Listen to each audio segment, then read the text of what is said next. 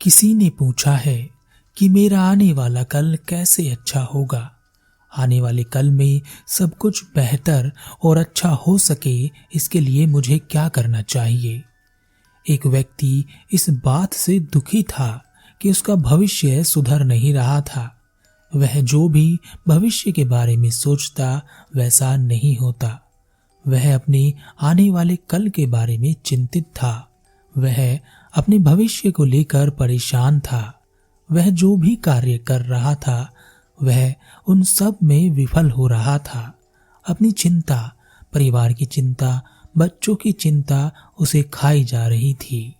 वह ऐसा क्या करे कि उन सब का भविष्य सुरक्षित हो जाए।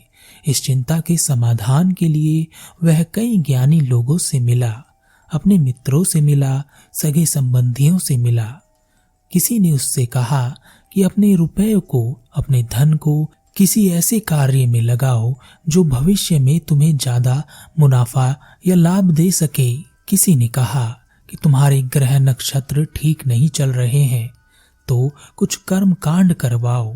तो किसी ने कहा कि छोड़ ना भाई, सब कुछ ठीक हो जाएगा, यह सब तो चलता ही रहता है।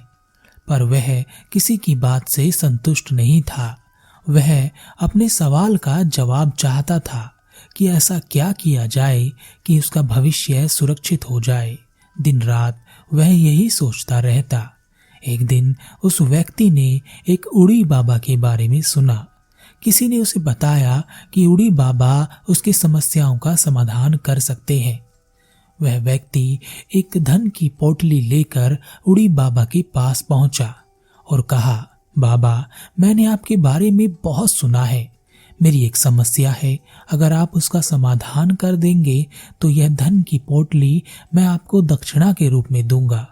उड़ी बाबा ने कहा, यह तो ठीक है कि तुम्हारी कोई समस्या है और तुम उसका समाधान चाहते हो, पर जो तुम इस पोटली में मुझे कंकड़ पत्थर भरकर दे रहे हो उसके बदले मैं तुम्हारी समस्या का समाधान तो नहीं कर सकता। मुझे तो कोई और कीमती चीज चाहिए।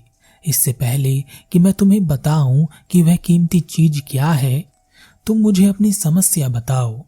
व्यक्ति ने कहा, मैं जो सोचता हूं, जो करना चाहता हूं, सब गड़बड़ हो जाता है। मैं अपने आने वाले कल को सुरक्षित कर लेना चाहता हूं। मैं चाहता हूं कि मेरा और मेरे परिवार का भविष्य सुरक्षित हो जाए। उड़ी बाबा ने कहा, अपने यह कंकड़ पत्थर यहां से हटा लो और मैं जो तुमसे कीमती चीज मांगूंगा वह तुम्हें देनी पड़ेगी। सोच लो। वह बाबा की यह बात सुनकर घबरा गया। उसने सोचा कि पता नहीं बाबा क्या मांगने वाले हैं। फिर उसने कहा, ठीक है बाबा जी, जो आप कहेंगे मैं आपको दूंगा। उड़ी बाबा ने कहा, मुझे तुम्हारा समय चाहिए। 1 महीना तुम मेरे पास रहोगे, मेरे जैसा ही जीवन जियोगे और जो मैं कहूंगा वही करोगे। यह सुनकर वह व्यक्ति बड़ा खुश हुआ। उसने सोचा कि वह तो सोच रहा था कि बाबा पता नहीं कितना धन मांगेंगे, पर बाबा ने मांगा भी तो क्या, समय। व्यक्ति ने कहा, बाबा मैं तैयार हूं। बाबा ने उस व्यक्ति के सारे कपड़े उतरवाकर उसे अपने जैसे फटे पुराने कपड़े पहनने को दे दिए और कहा, आज से तुम आश्रम की साफ सफाई करोगे, देख रेख करोगे और मेरे लिए भिक्षा मांग कर लाओगे। वह व्यक्ति आश्रम की साफ सफाई करता, देख रेख करता और बाबा के लिए भिक्षा मांग कर लाता और बाबा आश्रम में आराम करते। 10 दिन गुजर गए थे। एक दिन भिक्षा मांगने जाते समय उस व्यक्ति ने सोचा, 10 दिन गुजर गए हैं और बाबा ने अभी तक कुछ नहीं बताया। खुद वहां आराम से बैठे रहते हैं और मैं यहाँ भिक्षा मांगता रहता हूँ। 10 दिन से भरपेट भोजन भी नहीं किया। भिक्षा मांगकर वह उड़ी बाबा के पास पहुंचा और कहा, बाबा 10 दिन हो गए हैं और आपने भविष्य को सुरक्षित करने के संबंध में मुझे एक भी बात नहीं बताई है। सारा दिन बस काम कराते रहते हैं। मैं 10 दिन से रूखा सूखा खाना खा रहा हूँ, एक दिन भी मुझे स्वादिष्ट भोजन नहीं मिला है। उड़ी बाबा ने कहा, ठीक है, अगर तुम्हें स्वादिष्ट भोजन ही करना है तो तुम इस रूखे सूखे खाने को मत खाओ, इसे मैं खा लेता हूँ। जब स्वादिष्ट भोजन मिलेगा तब तुम उसे खा लेना। यह कहकर उड़ी बाबा सारा भोजन खा गए। 3 दिन हो गए, लेकिन उस व्यक्ति को स्वादिष्ट भोजन नहीं मिला और हर बार उड़ी बाबा सारा भोजन खा जाते। भूख बर्दाश्त से बाहर हो गई तो व्यक्ति ने कहा, बाबा ऐसे तो मैं मर जाऊंगा, मुझे बहुत भूख लगी है। उड़ी बाबा ने कहा, ठीक है, तुम मेरे साथ चलो, देखते हैं स्वादिष्ट भोजन कहाँ मिलता है। वह व्यक्ति और उड़ी बाबा एक गांव की ओर गए। वहां पर कोई मर गया था। उड़ी बाबा ने खुश होते हुए कहा, देखो देखो, कोई मर गया है, तुम्हारे भोजन की व्यवस्था हो गई है। 3 दिन बाद इसके परिवार वाले भोजन का आयोजन करेंगे, तुम्हें उसमें स्वादिष्ट भोजन मिलेगा। उड़ी बाबा और वह व्यक्ति वापस आ गए। 3 दिन गुजर गए और वह दोनों फिर से उस गांव में पहुंचे। उन्होंने देखा कि वहां तो कोई भोजन का आयोजन हो ही नहीं रहा था, बल्कि एक और अर्थी वहां से जा रही थी। जब गांव में पूछा तो पता चला कि जो व्यक्ति भोजन का आयोजन करने वाला था वही मर गया है। यह देखकर उस व्यक्ति ने कहा, बाबा मेरे प्राण निकलने वाले हैं, मुझे भोजन चाहिए। गुरु ने उसे एक सूखी रोटी खाने को दे दी। वह रोटी उस व्यक्ति ने खा ली।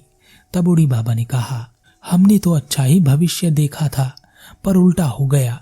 पर कोई बात नहीं, 3 दिन बाद यह व्यक्ति जो मर गया है, इसके भोजन का आयोजन अवश्य होगा, तब तुम स्वादिष्ट भोजन खा लेना। उस व्यक्ति ने 3 दिन तक अपनी भूख को संभाला ताकि जी भर के स्वादिष्ट भोजन खा सके। उसने तरह तरह के भविष्य देख लिए कि भोजन ऐसा होगा, उसमें यह चीजें होंगी। उसे रात को भी भोजन के ही सपने आने लगे। तीसरे दिन वह दोनों फिर से उस गांव में पहुंचे, लेकिन वहां कोई भोजन का आयोजन नहीं हो रहा था। लोग आ रहे थे और अपना शोक प्रकट कर रो रहे थे। तब किसी से उन्होंने पूछा कि भोजन का आयोजन क्यों नहीं हुआ। तब उन्हें पता चला कि यह भोजन अब 13 दिन बाद होगा। यह सुनकर उस व्यक्ति के सपने चकनाचूर हो गए। उसका सारा भविष्य टूट गया। भूख के मारे वह बिलख रहा था। बाबा और वह व्यक्ति वापस आश्रम आ गए। उड़ी बाबा ने कहा, क्यों पुत्र, अभी भी स्वादिष्ट भोजन ही करोगे? क्या जो भिक्षा में मिला है वह नहीं खाओगे? उस व्यक्ति ने वह रूखा सूखा भोजन लिया, आग जलाई और उस रूखे सूखे भोजन से स्वादिष्ट भोजन तैयार किया और खा गया। गुरु ने भी वह खाना खाया। भोजन वाकई में बहुत स्वादिष्ट था। व्यक्ति ने कहा, बाबा अब यह सब छोड़िए, मैं जाना चाहता हूँ। बहुत दिन हो गए हैं, मुझे भविष्य सुरक्षित करने का मंत्र दे दीजिए, मैं आपके पैर पड़ता हूँ।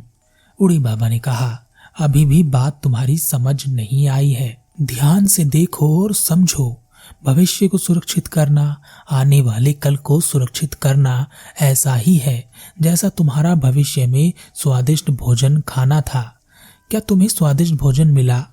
लेकिन जैसे ही तुमने भविष्य में स्वादिष्ट भोजन का ख्याल छोड़ दिया और जो तुम्हारे पास था उससे स्वादिष्ट भोजन बनाने का विचार किया, उसी समय उसी वर्तमान में जो तुमने कर्म किया उससे तुम्हें स्वादिष्ट भोजन की प्राप्ति हुई। परंतु इसमें भी कोई निश्चितता नहीं थी। भोजन बनाते समय वह भोजन गिर सकता था, तुम्हारे मुंह पर चोट लग सकती थी, या यह हो सकता था कि कोई अन्य भूखा व्यक्ति आ जाता जिसे तुम्हें अपना भोजन देना पड़ता। तब इन तीनों ही स्थिति में तुम भोजन नहीं कर पाते। इसी तरह हम सभी भविष्य को संजो कर कर्म करते हैं। भविष्य जो है ही नहीं, वह तुम्हारे हर कर्म पर हमेशा बदलता रहता है। जैसे तुमने अगर भोजन नहीं बनाया होता तो तुम भोजन खा भी नहीं पाते, लेकिन जो है वह है वर्तमान। इस वर्तमान में जो है उसी को जीना जीवन है। तुम भविष्य सुरक्षित करने में लगे हो, लेकिन तुम उसे कभी सुरक्षित नहीं कर पाओगे। तुम कल का सूर्य उदय देखोगे, इसकी कोई निश्चितता नहीं है। जो लोग भविष्य को आधार मानकर कर्म करते हैं वह भले ही सब कुछ पा लें, फिर भी उनके पास कुछ नहीं होता, क्योंकि वह हमेशा चिंता में लगे रहते हैं, हमेशा परेशान रहते हैं, हमेशा दुखी रहते हैं, क्योंकि वह हमेशा भविष्य में ही लटके रहते हैं। लेकिन जो लोग वर्तमान को आधार मानकर कर्म करते हैं, वर्तमान को सुधारने में लगे रहते हैं, उनका भविष्य अपने आप सुधरने लगता है। उस व्यक्ति को उड़ी बाबा की बात समझ आ गई। उसने फिर वर्तमान को आधार मानकर जीवन जिया। वर्तमान के अच्छे कर्म अच्छा भविष्य बनाते हैं, वर्तमान के बुरे कर्म बुरा भविष्य बनाते हैं। आज आप जो भी बोते हैं वैसी ही फसल भविष्य में काटते हैं।